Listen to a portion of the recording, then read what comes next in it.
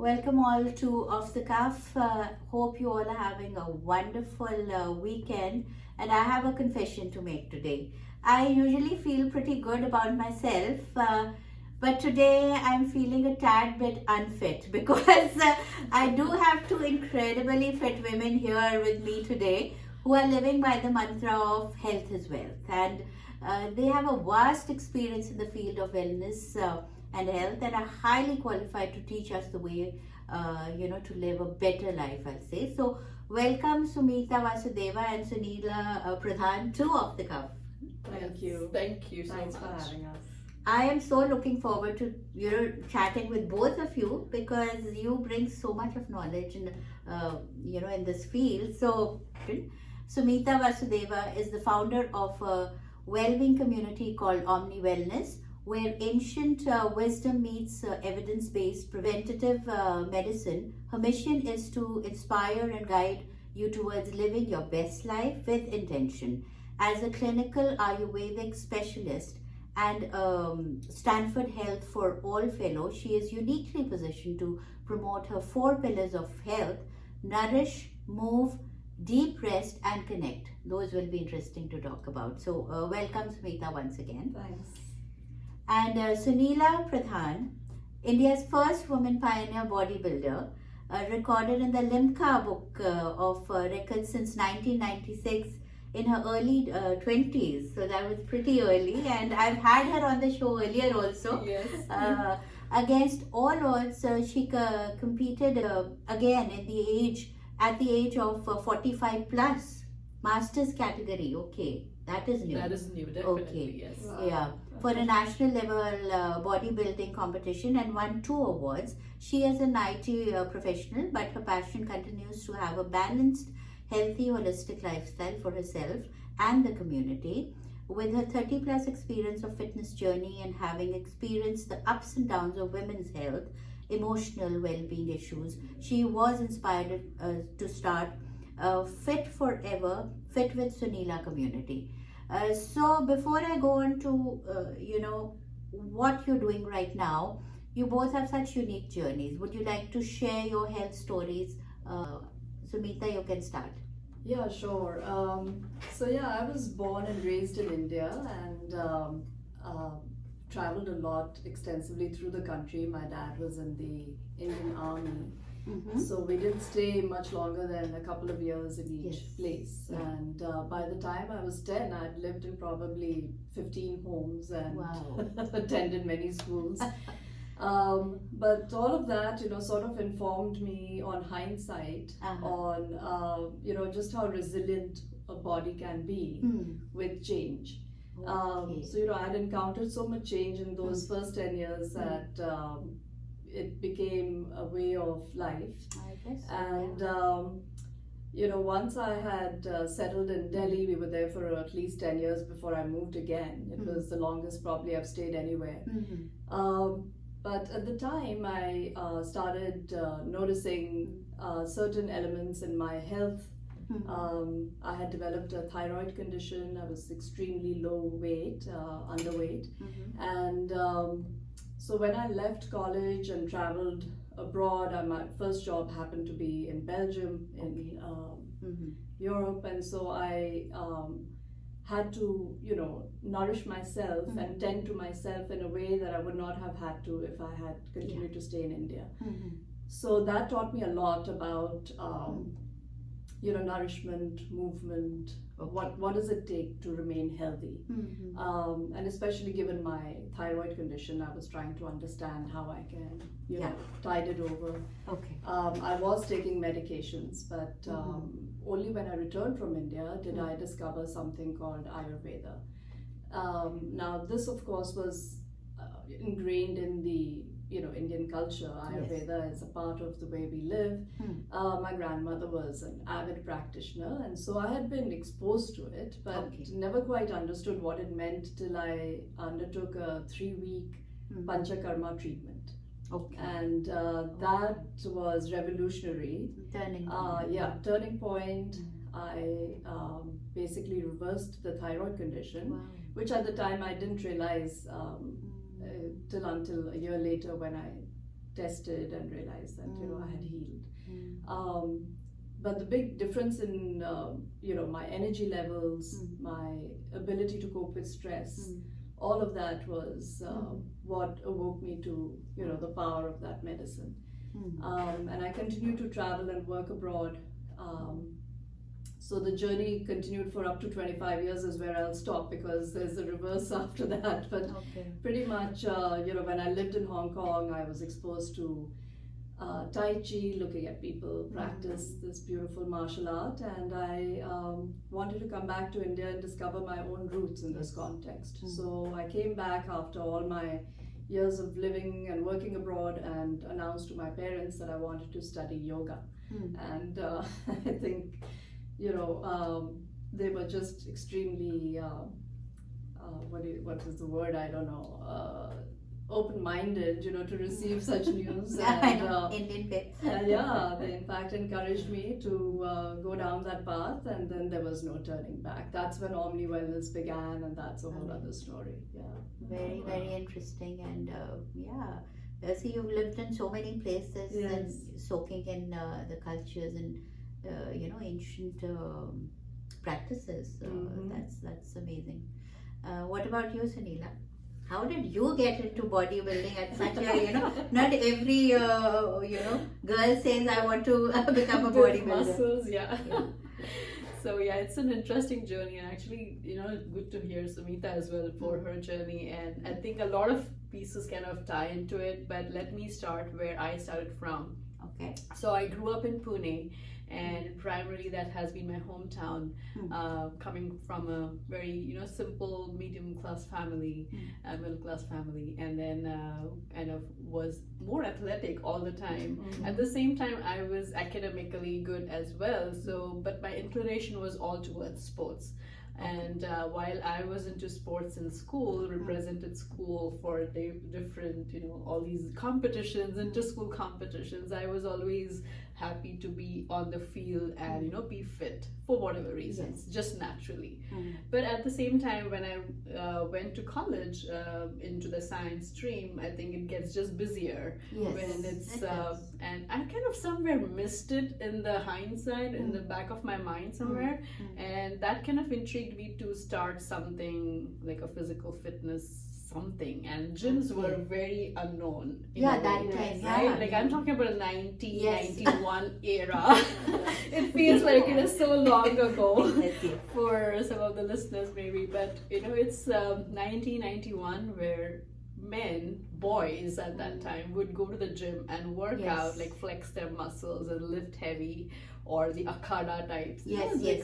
There were there's only certain types of gyms that were available.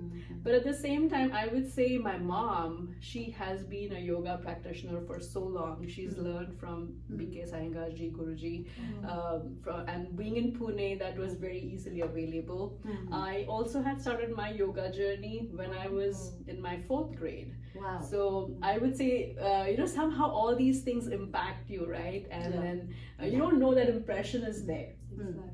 And so I remember going to yoga classes, which was boring because I was a 4th grader and I had to cycle all the way uphill. It was the Senapati Bapat Road, one of the I would say steepest climb in Pune. So you have to go top the mountain and then down and go for a class at 7 in the morning on a Sunday for a 4th grader is too much.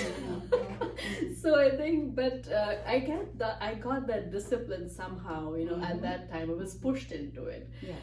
So I practiced yoga with him, with BK Sayangarji Guruji, and I feel now so amazed to see that, like what a name he was, and what he's left. But the thing is, I didn't know about it. So all these kind of had impacted me in my life at some point of life. Now coming back to my bodybuilding journey is when I was trying to get fit in college, because you have those body shaming, Eve teasing, all those things every girl goes through. And so I think somewhere in my mind I felt very strong when I went to the gym, because my mom used to teach yoga in the gym. And the same gym where I started training with the coach, Dr. Arun Datar. And so I felt a little stronger working out there. And he used to have trainings for boys, for they can get into bodybuilding competitions. Okay. And in one of the events, what happened is, so you have to again go back to that era where they had women's batches and men's batches, and I was going to the women's batch because of whatever facts.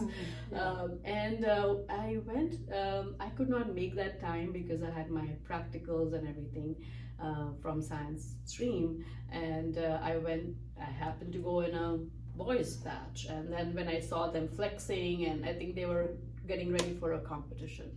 So now I had a question in my mind, what are they doing? Right? This is something new for me. I've never seen this. I've seen them lift weights, do weight training, heavy lifting. But that is where my journey started. Curiosity started. Yeah. And then I kind of went in front of the mirror home and I'm like, oh, is that, like at that flex? I'm like, oh yeah, I think that's the bicep. So I think that was the curiosity that kind of intrigued me. And then I told my coach, is that something women do too? And he's like, not in India right now. It's a very unique sport, and women look great if they have muscles. They build strong bodies, and there's a lot of benefits to it. And he showed me everything. He showed me some of the women bodybuilders. And I was like amazed to see such beautifully sculpted bodies, and I said, what, is that something I can do? You're like so naive, right? Like at 16 and 17. Absolutely. But that's how my journey started. Wonderful, amazing story, I have to say. And every person has their own journey, and that time people barely talked about health and fitness, especially for women also. So I was from a small town, so our routine was just walk to school, walk to the bazaar. That was our fitness. There were barely any gyms that time, especially women going there. So amazing stories. Now, coming to what you're doing, like right now, you both are guiding people to live their best life. Harnessing the energy, reducing stress, and be physically healthier. So how do you approach this with your clients? Because every person is so different, and they have different needs and physicality.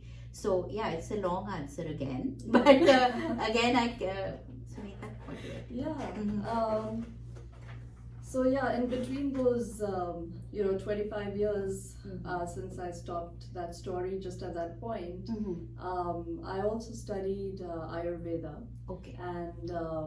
And then preventive medicine through this fellowship called Health for All at Stanford Medical University. So once I had put all of that together, my offerings to my clients were typically in supporting lifestyle changes. And because Ayurveda is a science of it's almost like the manual that we should all have when we are born.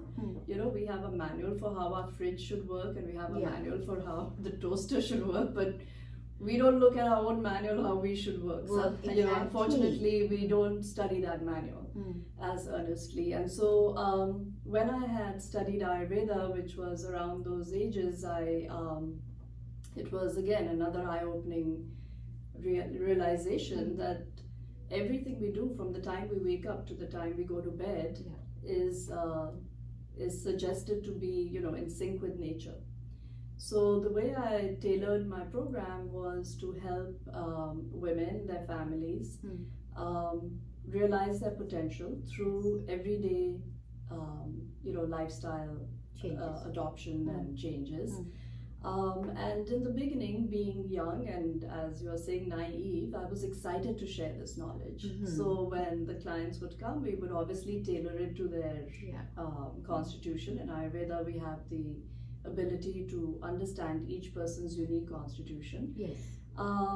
And I would give like laundry lists of things to eat, things to do, exercises, and very excited to share this knowledge. Of course, I was scaring a whole lot of people away with that because it meant a lot of work on their part. And it wasn't until I really wrapped my head around behavior change, the science of behavior change, that I understood the way to approach this would be to, approach one goal at a time, one health goal at a time. Rather than an entire.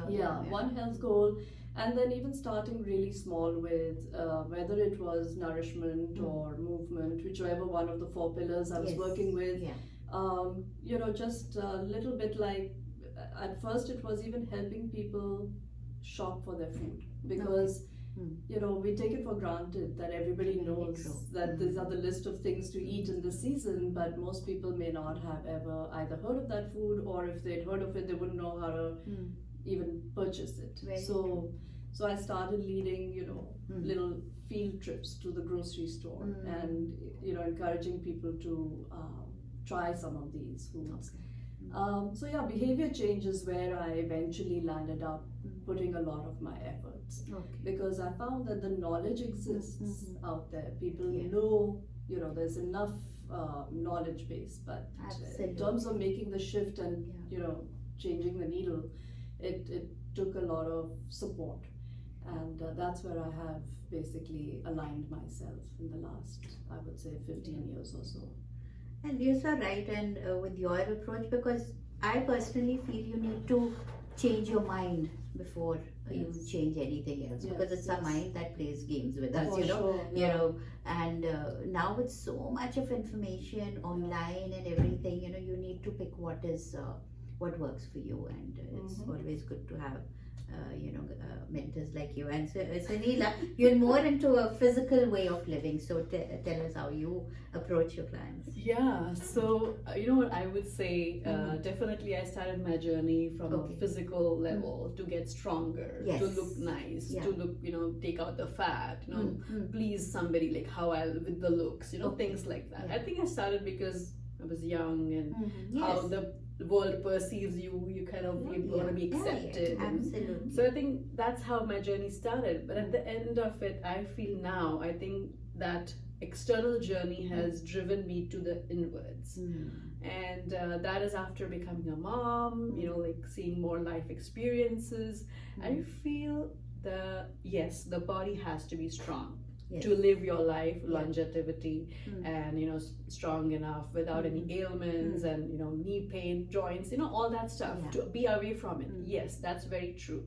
At the same time, I think your body, the composition of the body, has to be accurate as well, has to be good enough with good food, and also with your good mindset, because that's going to be really going to help you to thrive in your financial aspects as well, because that's going to make you stand to get a good job and everything. So that's the holistic aspect. That's how I also kind of now approach with my clients, and I would say that's really helped in a way, for the fact that, again, bodybuilding is all about food, because there's no other sport, I would say, on this planet where the food is measured to that level of really the uniqueness of it, like the measurements, like is to have so much food, that way you can convert that into muscle. There's no other sport than bodybuilding, and that's done because what you eat is what you become and what you are, right? So when you show up your muscles, if you have enough fat, it's going to show up, and you cannot compete. So that's where the precision of food comes in. So I think I got that with bodybuilding. So I got those two aspects, and as I went ahead, when I had my baby, right, there were so many emotions that were going in and out, back and forth, and your body changes, as you said, there's no manual, right? And actually at that time it was like an aha moment. It was like, it really dawned on me that a woman's body goes through so many changes, and it adapts. Tell us about it. Oh my God, it adapts to every single thing. And I think that is the beautiful part of it, that it adapts, but at the same time, if it has some ailments, it also starts fixing it, which means it starts kind of giving into some other, body parts or something else. And I said, you know what? This is very unique, but at the same time, if you start taking care of your mind, you can have kind of a holistic approach to really put all that together. And that's when I started seeing, you know, the changes in me as well, because your mind is calm and quiet and can make much more, you know, much better decisions. And I think I felt that was a holistic approach, and that's how I started training clients. It's all started with a friend. She said, you know what, can you help me with this, with my weight training? I said, okay, perfect. And that's how it all started. But at the same time, she's like, you should be out there, you should start training. I said, you know, I have an IT job full time, I don't have time, I have kids, you know. But she said, no, you have to make time. I haven't seen your kind of level of depth and experience in the outside world, so you should be out there. So thanks to her, and that's how the approach I take right now for all women. Very true. And you know, like I read somewhere that you know, you can't choose the health,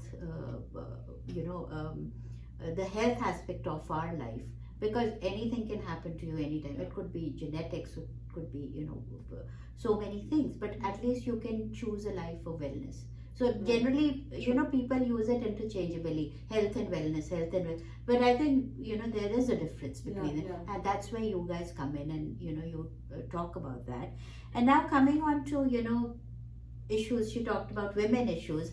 You know, I'm in my late 50s. I've gone through so much, especially the M word, menopause, you know, where you know, it just creates a lot of havoc in our lives. And Sumita, you talked about the 4 pillars of health: nourish, move, deep rest, and connect. You know, how can we find that deep rest in this phase of life where there's so much of turmoil going on physically, mentally, in our lives, kids getting settled somewhere, parents are getting older. We don't have the energy we used to have in our 20s. So, you know, I'd love for you both of you to chime on that one. I'm listening. No, I think that's a key one that most people neglect, because we're so fixated on the nourishment and the movement pillars that the deep rest part tends to get neglected. And I think that the way society is geared toward productiveness, it encourages that, you know. So our workplaces encourage it. We tend to be competitive in that, you know, realm. A lot of people will boast, you know, I only slept 4 hours last night, and it's supposed to be something that you look up to in another person. Very true. So unfortunately, this is something that has come full circle, though, because even the societies that have promoted this kind of living are now realizing the impact of what this has, what, you know, this can cause in a human body.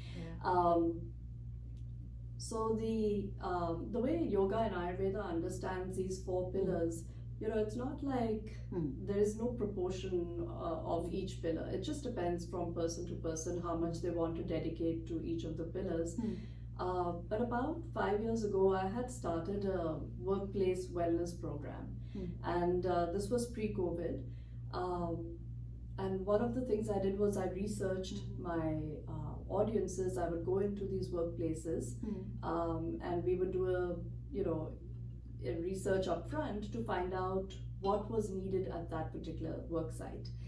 And most of the working population was in the millennial generation, I would say, and they would report back that you know, they were eating really well, they were exercising, there was a lot of knowledge around those 2 motivators around health, but they all reported that they were very fatigued because they were not resting, and they admitted to it. They were very much you know, hooked on to their devices, and they were lacking in sleep. And even if they had the sleep, it was not deep sleep. It was not deep rest.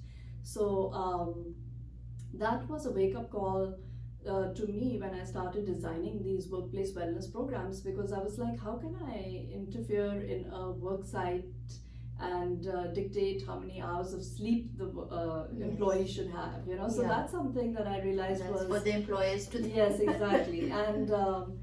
And so that's how that pillar got built into my deep rest. and I realized that deep rest need not come not just I realized, I mean, this is what Ayurveda says, that you don't have, deep rest does not mean that you have to sleep a certain number of hours necessarily, but that you should have the capacity to pause several times during the day and take a few deep breaths. Let's just start there. That in itself will qualify as deep rest for the body. Yeah. So I've, built that into a person's daytime regimen. Take several pauses, breathe, as well as the meditation aspect, which also gets covered in the connection piece, is make time to meditate. And I'll just end up by saying that one of the other things I've noticed is that just as I turned 50 about 3 years ago, I noticed there was a lot of pressure to recreate. So earlier on, the 50 was a good time to start wrapping up and slowing down in your life. Yes, earlier Now I sensed sort of a peer pressure that you finish with your reproductive years, but it seems like you channel your creative energy to create new projects, create new enterprises. Absolutely, and I'm guilty as charged because I created my online platform just in that year when COVID hit. Luckily I turned 50 right around the time. Well, it took its toll because it brought with it a lot of stresses and a way of living that I'm not used to, sitting on a computer and working long hours. And so I would not advocate that 50 be viewed as a second innings. I think it's fine, as was originally tailored for that time of life, that's your time to do your reflections and pause and enjoy life. And there is no race that we need to keep on producing and generating and competing. So that's my big, I guess, takeaway is not to fall for that external pressure.